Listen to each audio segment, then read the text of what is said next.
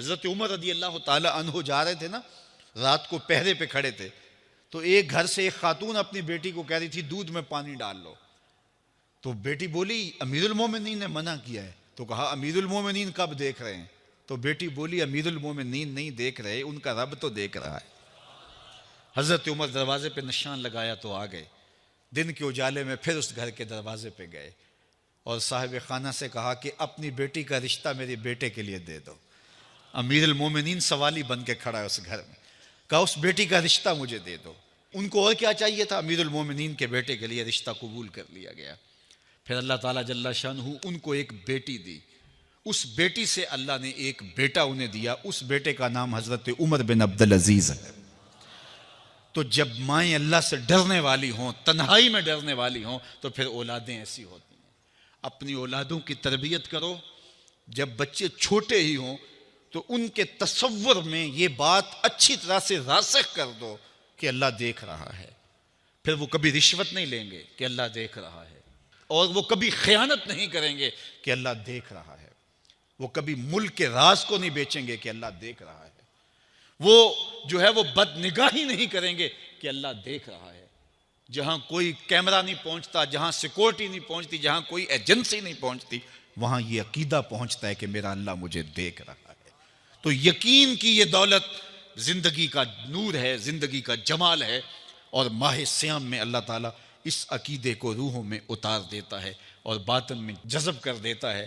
تو اس کو اپنے اندر اچھی طرح سے ہم اتار کر کے اپنی زندگی میں چراغاں کر سکتے ہیں اور اندھیرے دور کر سکتے ہیں۔ یہ تیقن کہ میرا اللہ مجھے دیکھ رہا ہے، میں اپنے رب کی نگاہوں میں ہوں۔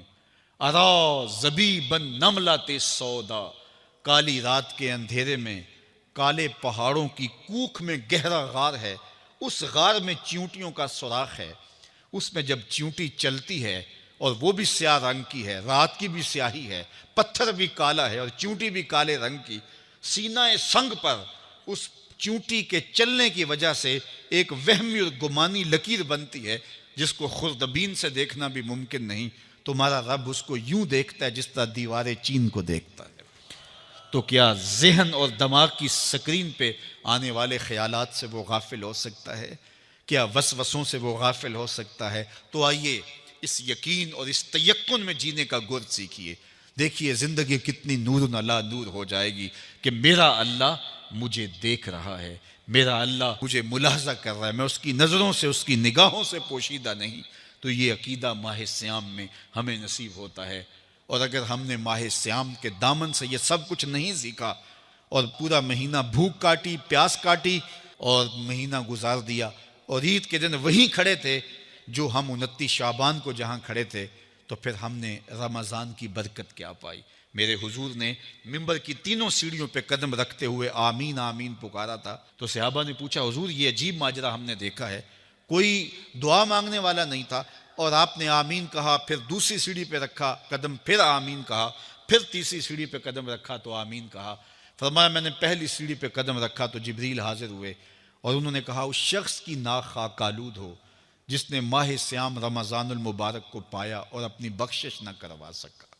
تو میں نے اس پہ آمین کہا کہ ماہ سیام ملے، رحمتوں کی برکھا برستی ہو، جنت کے 8 دروازے کھلے ہو، جہنم کے در بند کر دیے گئے ہوں، ایک نفل کا ثواب فرض کے برابر ہو، فرض کا ثواب 70 فرضوں کے برابر ہو، رحمتوں کی برکھا ہو اور بندہ اپنی بخشش بھی نہ کرا سکے، تو کہا اس شخص کی ناک خاک آلود ہو۔ تو حضور نے اس پہ آمین کہا۔ تو اتنے پیارے موسم کو جو ضائع کر دے، ایسی حسین رت کو جو ضائع کر دے، اس کے لیے وعید بھی کتنی سخت ہے۔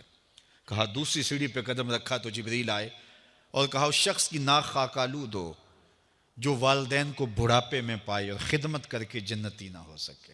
ممبر کی تیسری سیڑھی پہ قدم رکھا تو جبریل آئے، انہوں نے کہا اس شخص کی ناک خاک آلود ہو جس کے سامنے آپ کا ذکر کیا جائے اور وہ آپ پہ درود نہ پڑے۔ اللہ اکبر۔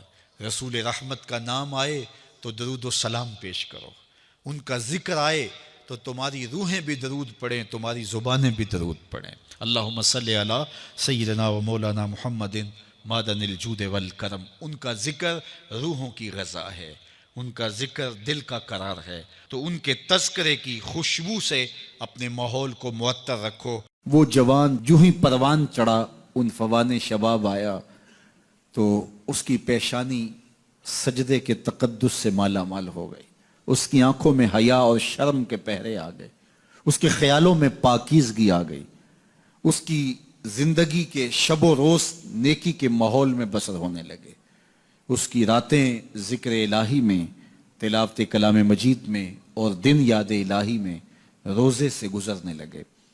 وہ جوان جس کی جوانی اللہ کی عبادت میں گزری، کیونکہ جوانی اگر عبادت میں گزر گئی تو بڑھاپا تو پر نور ہے ہی ہے۔ سب سے مشکل مرحلہ زندگی کا جوانی کا ہے۔ شیطان زیادہ ورغلاتا ہے کسی شخص کو جب وہ جوانی کے مرحلوں سے گزر رہا ہوتا ہے۔ تو جس کی جوانی خیریت کے ساتھ گزر گئی اور اس نے اپنی جوانی کے تقدس کو محفوظ رکھ کے منزل تک پہنچا لیا، اپنی عصمت کے جوہر کی حفاظت کی، اپنی آبرو کو لٹنے نہیں دیا، اپنی آنکھوں کی شرم و حیا پر پہرے بٹھائے اور آنکھ کو برباد نہیں ہونے دیا اور اپنی زندگی کے تقدس کا پہرا دیا، تو جو جوان اپنی جوانی کو خیریت کے ساتھ گزار گیا۔ کسی نے کہا تھا نا، کتاب زیست کا ایک اور باب ختم ہوا، شباب ختم ہوا، ایک عذاب ختم ہوا۔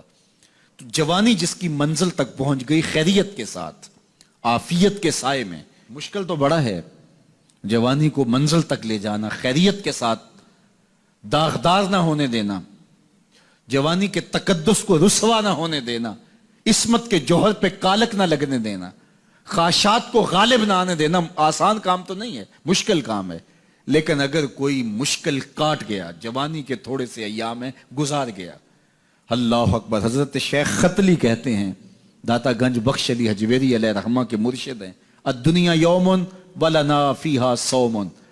وہ کہتے ہیں دنیا ایک دن ہے، ہم روزہ رکھ کے گزار رہے ہیں۔ تو روزہ رکھ کے سارا دن گزر ہی جاتا ہے، دوپہر بھی آتی ہے گزر جاتی ہے، اور عصر کا وقت بھی آتا ہے گزر جاتا ہے، کھانے کا وقت بھی آتا ہے، چائے کا وقت بھی آتا ہے، سب کچھ ہوتا ہے لیکن گزر جاتا ہے، افطار تک بندہ پہنچ جاتا ہے۔ جس نے زندگی روزے کی طرح گزار دی، جس نے جوانی روزہ رکھ کے گزار دی، خواہشات کو بے قابو نہیں ہونے دیا، مشکل کام تھا لیکن اس نے مشکل کام کر دکھایا۔ اجر کتنا بڑا ہے، سنیے اللہ کے محبوب کی زبان سے سنیے۔ حضور نے ارشاد فرمایا جو سیدنا ابو ہریرہ کے ذریعے سے ہمارے تک پہنچا، فرمایا قیامت کے دن جب سورج کا رخ سیدھا ہوگا، زمین تانبے کی ہوگی، لوگ پسینے میں شرابور ہوں گے، کوئی ٹخنوں تک پسینے میں، کوئی گھٹنوں تک، کوئی کمر تک، کسی کو پسینے کی لگام دی جائے گی، اور وہ پسینہ ایسے نہیں ہوگا جس طرح یہ پسینہ ہے، اتنا گرم ہوگا۔ ابن رجب حنبلی کہتے ہیں اس پسینے کا ایک قطرہ اگر احد پہاڑ پہ ڈال دیا جائے تو وہ پگھل جائے، اتنا گرم ہوگا، بدبودار اتنا ہوگا، ایک قطرہ دنیا پہ ڈال دیا جائے، انسان کیا جانوروں کے دماغ بھی پھٹ جائیں، اس پسینے میں لوگ شرابور ہوں گے۔ لیکن جس نے اپنی جوانی کو عافیت سے گزارا ہوگا، کل قیامت کے دن جب کوئی سایہ نہیں ہوگا، اللہ اس جوان پر اپنے عرش کا ٹھنڈا سایہ عطا فرمائے۔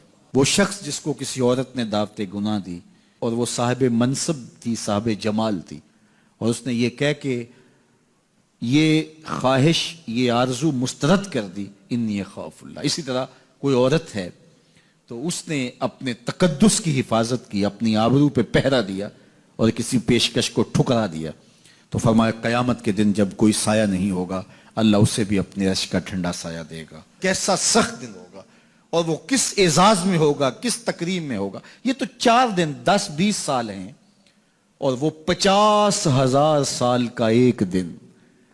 پھر اس کو اللہ کا شکر ادا کرنا ہوگا کہ اللہ تو نے کتنا کرم کیا میرے اوپر کہ میری جوانی خیریت اور عافیت سے گزری، اور آج اس کا تو کتنا بہتر صلہ مجھ کو دے رہا۔